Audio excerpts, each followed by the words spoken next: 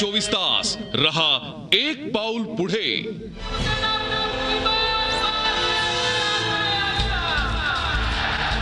जमलेल्या माझ्या तमाम हिंदू बांधवांनो, भगिनी आणि मातांनो, अरे लढायचं तर मर्दासारखं लढू ना आपण. हे एवढे लोक येत आहेत, याला काही ऑर्गनाइज स्वरूप द्यायचं की नाही?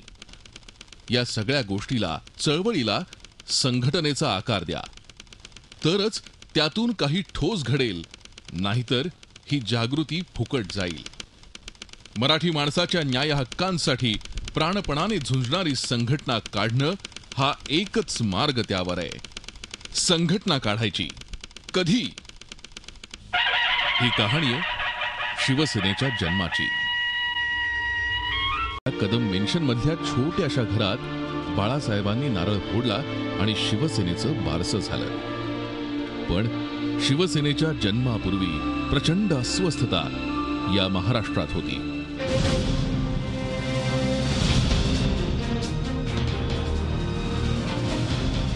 संयुक्त महाराष्ट्राचा लढा यशस्वी झाला. आपलं राज्य आलं या भावनेने मराठी माणूस सुखावत असतानाच या मुंबईत मराठी माणसालाच उपरा ठरवण्याचा कुटील डाव रचला जात होता. सगळ्या सरकारी आस्थापनांमध्ये दाक्षिणात्यांचा भरणा सुरू झाला होता. याबद्दल केंद्रातलं आणि राज्यातलं सरकार चकार शब्दही बोलायला तयार नव्हतं. याच काळात मुंबई काँग्रेसची वेगळी चूल मांडली गेली. या मुंबई काँग्रेसची सूत्र त्या काळी मारवाडी आणि गुजराती व्यापारी वर्गाकडे एकवटली होती. मुंबईला महाराष्ट्रापासून तोडण्याचं कुटील कारस्थान सुरू झालं होतं. मराठी माणूस अस्वस्थ होत होता. सहनही होत नाही आणि सांगताही येत नाही अशी त्याची परिस्थिती होती.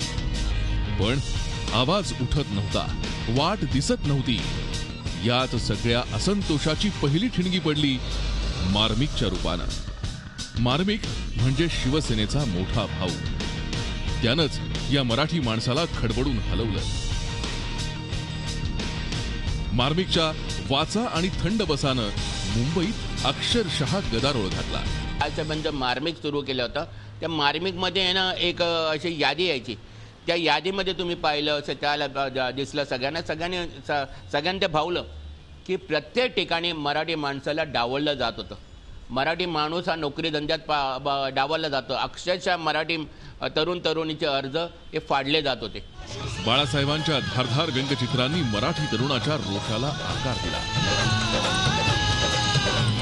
पाहता पाहता बाळासाहेबांच्या दादर मधल्या घरात लोकांची गर्दी वाढायला लागली. ही गर्दी, या झुंडी, हा समाज, या सगळ्यांना एक नाव मिळालं, शिवसेना.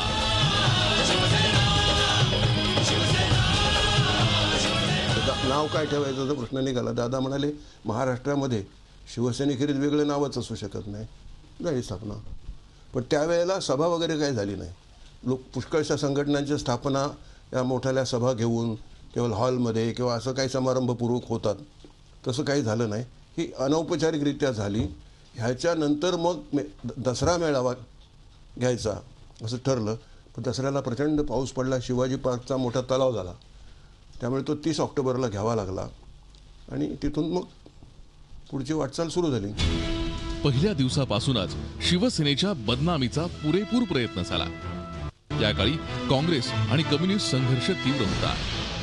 कम्युनिस्टांना संपवण्यासाठी काँग्रेस आणि तत्कालीन मुख्यमंत्री वसंतराव नाईक जाणून बुजून शिवसेनेला बळ देत आहेत अशी आवई उठवण्यात आली. त्या काळी लोक आणि राजकीय विरोधक शिवसेनेला डिवचण्यासाठी तिचा उल्लेख वसंत सेना असा करायचे. तरीही शिवसेनेचा संघर्ष मात्र तसाच सुरू होता. कामगार क्षेत्रावर कम्युनिस्टांचं राज्य होतं आणि सर्व कामगार मंडळी लाल बावट्याच्या खाली एकत्र आली होती. कामगार क्षेत्रात शिरकाव करायचा असेल तर लालभाईंचं वर्चस्व मोडून काढणं गरजेचं होतं. त्यातूनच पुढचं रामायण घडलं आणि कम्युनिस्ट नेते कृष्णा देसाई यांचा खून झाला. शिवसेना मुंबईत राडा संस्कृती आणतीये अशी जोरदार टीका सुरू झाली. पुढच्या काळात दाक्षिणात्यांविरुद्ध यंडूगुंडू आंदोलन सुरू झालं. लुंगी उठाव पुंगी बजावचा नारा मुंबईच्या गल्ली बोळात घुमला. त्याचवेळी सीमा प्रश्नावर जोरदार लढा सुरू झाला.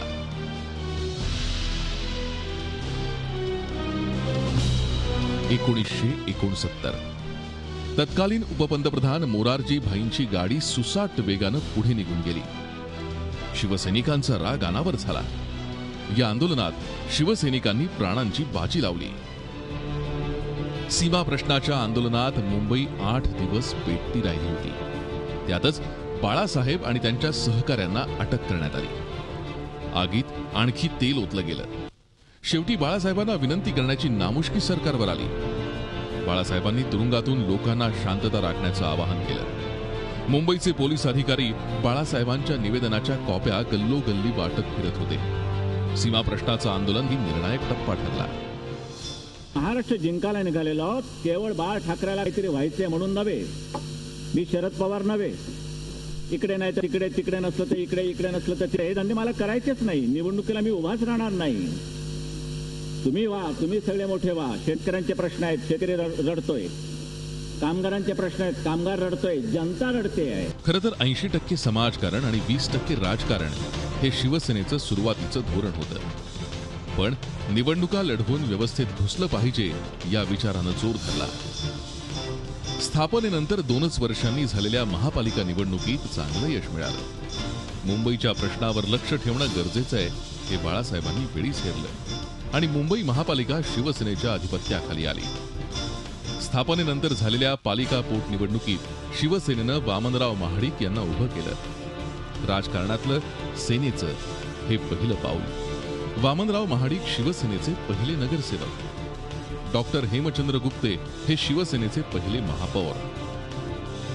त्या पाठोपाठ सुधीर जोशी, मनोहर जोशी, छगन भुजबळ, दिवाकर रावते, चंद्रकांत पडवळ, शरद आचार्य, दत्ताजी नलावडे, दत्ताजी साळवी हे सेनेचे पहिल्या फळीचे नेते तयार झाले. पुढे 1985 पासून शिवसेनेची घोडदौड खऱ्या अर्थानं सुरू झाली.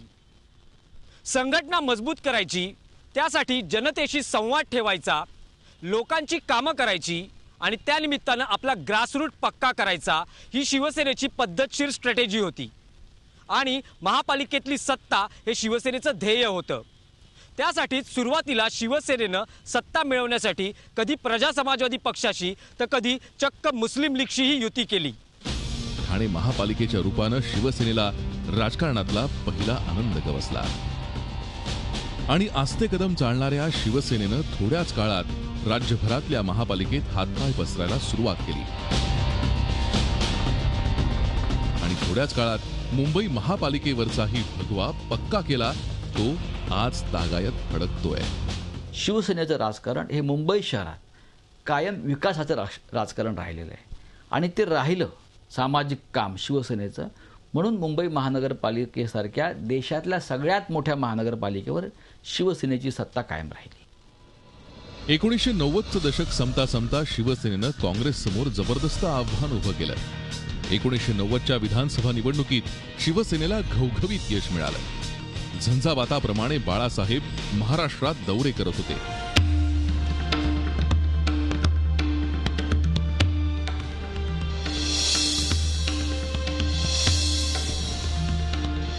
त्याच काळात एक प्रमुख राष्ट्रीय पक्ष म्हणून भाजपची देशभर वाटचाल सुरू झाली. शिवसेनेशी महाराष्ट्रात युती करावी असा प्रस्ताव भाजपच्या राष्ट्रीय कार्यकारिणीनं मंजूर केला. त्याच काळात बाबरी मशीद पाडली गेली. त्यावेळी शिवसेना आपल्या राजकीय वाटचालीच्या महत्त्वाच्या टप्प्यावर उभी होती.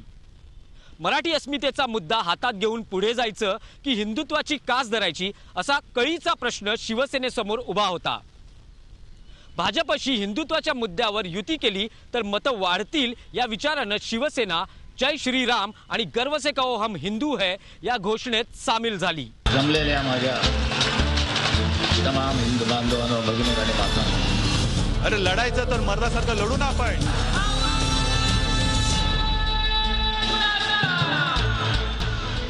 पक्ष वाढला, देश पातळीवर पोहोचला. महाराष्ट्रात मराठी तर देश पातळीवर हिंदुत्व अशी नवी मांडणी बाळासाहेबांनी केली. ती महाराष्ट्राच्या जनतेनं आनंदानं मान्य केली.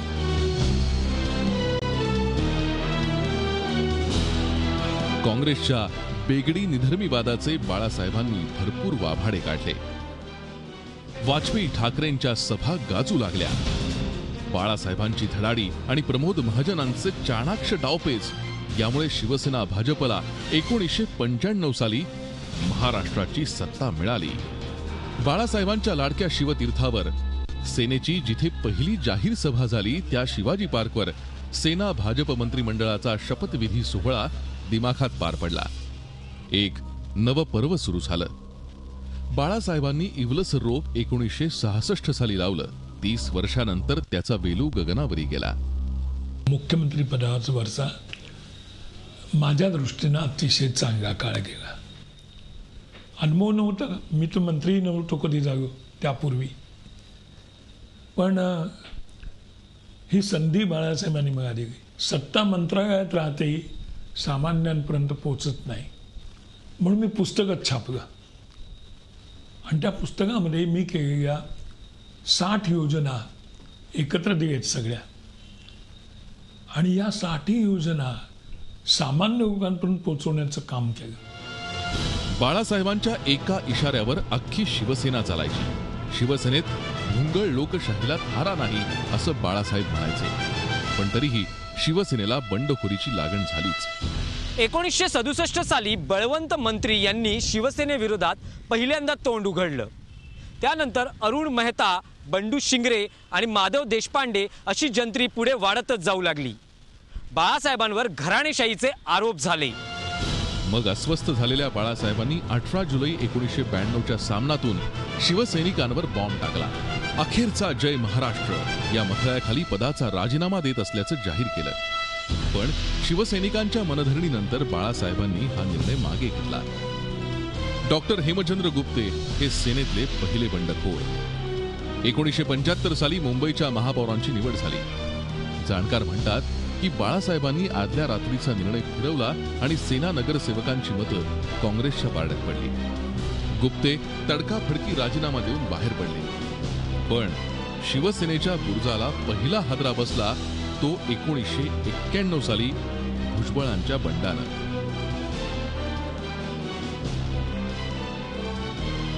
आरक्षणाच्या मुद्द्यावरून भुजबळांचे बाळासाहेबांशी मतभेद झाले. भुजबळांबरोबर 16 आमदार काँग्रेसमध्ये गेले आणि सेनेत एकच गहज उडाला. बाळासाहेबांचे शिवसैनिक भुजबळांना शोधत फिरत होते. भुजबळांना पळता भुई थोडी झाली. छगन भुजबळ यांचं जे म्हणजे संघर्ष आहे तो मुख्यत्वे मनोहर जोशींशी झाला. त्यांना विरोधी पक्षनेतेपद नाकारल्यामुळे छगन भुजबळ यांनी शिवसेना सोडली. छगन भुजबळ यांनी शिवसेना सोडली त्यावेळी शिवसेना ही अत्यंत म्हणजे ताकदवान अशी होती. भुजबळांनंतर सेनेतलं मोठं बंड म्हणजे पक्ष म्हटला की बंडखोरी आलीच. पण प्रत्यक्षात ठाकरेंचंच अख्खं घर दुभंगलं ते राज ठाकरेंच्या बंडामुळे. उद्धव आणि राज यांच्यातल्या स्पर्धेमुळेच दोघांचे मार्ग वेगळे झाले. सत्तेच्या राजकारणापायी ठाकरे कुटुंबात फूट पडणार नाही असा विश्वास वेळोवेळी बाळासाहेब शिवसैनिकांना देत होते. मात्र त्यांचा हा विश्वास पुतण्यानंच पोकळ ठरवला. लाडक्या राजचं शिवसेनेबाहेर जाणं बाळासाहेबांच्या जिव्हारी लागलं होतं. या चिमण्यांनो परत फिरा रे असं कळकळीचं आवाहनही अंगाखांद्यावर वाढवलेल्या राजला केलं. पण राज ठाकरेंनी वेगळी चूल मांडलीच. शिवसेनेत एवढी मोठी बंड होऊन सुद्धा शिवसेना अभेद्य आहे. उलट बंडखोरांचंच नुकसान झाल्याचा शिवसेनेचा दावा आहे.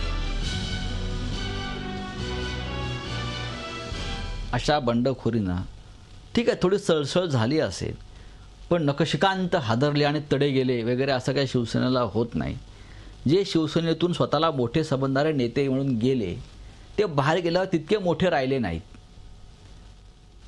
जे ते वाघाच्या डरकाळ्या फोडत होते त्यांचे इतर पक्षात जाऊन सरपटणारे प्राणी झाले. हे आपण पाहत असाल. मला नावं घ्यायची नाहीत. जर ते शिवसेनेमध्ये असते तर त्यांच्या केसालाही धक्का लावायची हिंमत कोणी करू शकले नसते. बाळासाहेब ठाकरेंचं वय होत चाललं होतं तरीही वाघाच्या काळजानं ते सभा गाजवत होते. 17 नोव्हेंबर 2012ला बाळासाहेबांनी शेवटचा श्वास घेतला. त्यांना निरोप देण्यासाठी न भूतो न भविष्यती अशी गर्दी झाली. शिवतीर्थावर लाखोंच्या उपस्थितीत बाळासाहेब अनंतात विलीन झाले.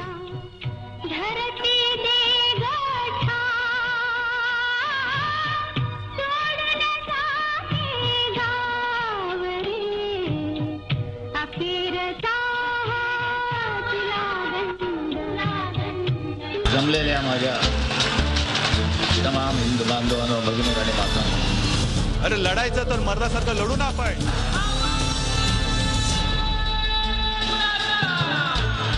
बाळासाहेबांच्या निधनानंतर शिवसेनेत उभी फूट पडेल असं भाकीत त्यावेळी अनेक राजकीय पंडितांनी वर्तवलं होतं. मात्र उद्धव ठाकरे यांनी हे अंदाज सपशेल खोटे ठरवत पक्ष समर्थपणे सांभाळला. शिवसेनेची संघटनात्मक ताकद आणि बाळासाहेबांची पुण्याई उद्धव ठाकरेंच्या पाठीशी आहे हे नाकारून चालणार नाही. उद्धव ठाकरेंकडे बाळासाहेबांसारखा करिश्मा किंवा अंगार ओकणारं वक्तृत्व नाही. खुद्द उद्धव यांनाही त्याची जाणीव आहे. पण त्यांच्याकडे उत्तम संघटन कौशल्य आहे आणि पक्षासाठी पायाला भिंगरी लावून फिरण्याची जिद्द आहे. गेल्या 4 वर्षात उद्धव ठाकरे यांनी महाराष्ट्राचे काने कोपरे पिंजून काढले. बाळासाहेबांनंतर शिवसेना मजबूत होत असतानाच देशात मोदी लाट आली. कौन कितना पानी में है असं म्हणत 25 वर्षांची युती तुटली. इतके दिवस दादाच्या भूमिकेत असलेल्या शिवसेनेला एकदम धाकट्या भावाच्या पंक्तीला भाजपनं बसवलं. सत्तेत सहभागी व्हायचं की नाही यावरून प्रचंड घोळ झाला. शिवसेनेला एकीकडे कमळावर बाणही मारायचे आणि दुसरीकडे सत्तेची गोडीही चाखायची आहे. शिवसेनेच्या या दोलायमान भूमिकेमुळे शिवसैनिक आणि शिवसेनेचा मतदार दोघेही प्रचंड कन्फ्यूज आहेत. उद्धव हा पाहिजे, कारण उद्धवकडे तेवढे हे नसलं, शांत आहे तो, पण शांत नसल्यानंतर साहेबांचे विचार घेऊन जायला तो आज तसा योग्य आहे. पण त्याच्याबरोबर असणारे जे कोण सवंगडी आहेत ते पण तेवढे खमके पाहिजेत. आलं लक्षात.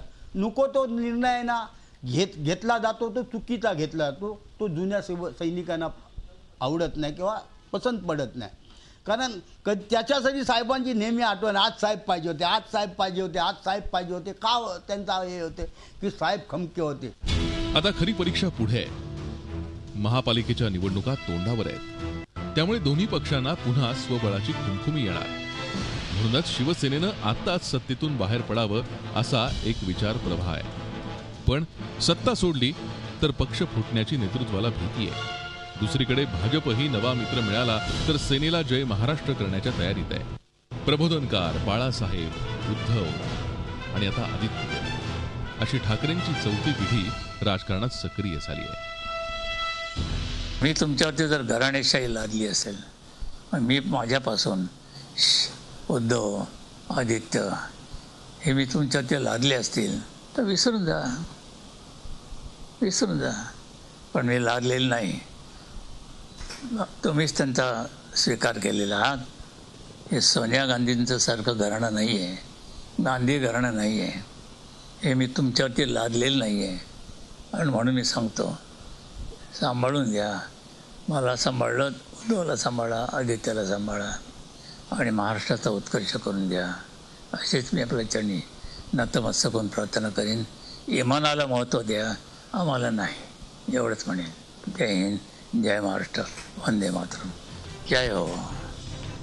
आदित्य ठाकरेंनी तरुणाईची नस ओळखली आहे. बाळासाहेब आणि उद्धव यांच्यापेक्षा आदित्य ठाकरेंचं राजकारण वेगळं आणि विकासाभिमुख असेल. आतापर्यंत शिवसेनेचं रूप रांगडं आणि राडेबाज असं होतं. पण आदित्य शिवसेनेचं हे रूप बदलणार का याची उत्सुकता आहे. महाराष्ट्रातल्या अमराठी समाजात शिवसेना पोचावी असे त्यांचे प्रयत्न असतील तर पक्षाच्या मराठी मुद्द्याचं काय होणार हाही महत्वाचा प्रश्न आहे. बाळासाहेब, उद्धव यांनी विरोधकांचे पुष्कळ वार सोसले आणि तावून सुलाखून निघाले. आदित्य ठाकरेंचं वय अजून लहान आहे आणि त्यांना अजून राजकारणाचा पुरता अनुभव नाही. बाळासाहेबांचा नातू एवढ्या क्वालिफिकेशनवरती आदित्यला पुढचा पल्ला गाठता येणार नाही. त्याला स्वप्रयत्नांनी, स्वकर्तृत्वानं आपलं नेतृत्व सिद्ध करावं लागेल. तसं त्यानं केलं तर आणि तरच जनता नेता म्हणून आणि बाळासाहेब उद्धव यांचा उत्तराधिकारी म्हणून त्याचा स्वीकार करेल. मात्र येणारा काळ हा फार वेगळा असणार आहे. या पुढच्या पिढीला घराणेशाहीचा पिढीजात धंदा मंजूर नसेल याचाही विचार मातोश्रीला करावा लागणार आहे. शिवसेनेला 50 वर्ष पूर्ण झाली आहे. गेली 50 वर्ष महाराष्ट्राच्या राजकारणात शिवसेना तावून सुलाखून निघाली आहे. बऱ्यापैकी प्रगल्भ झाली आहे. 50शी पार झाली असली तरी पुढच्या वाटचालीत शिवसेनेला आणखी तरुण व्हावं लागणार आहे. तरच माझं नाव शिवसेना हे पुढच्या पिढ्यांपर्यंत पोहोचणार आहे.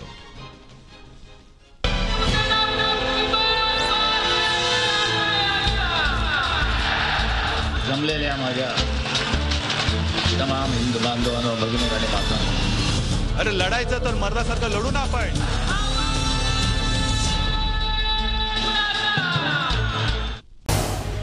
झी 24 तास रहा एक पाऊल पुढे.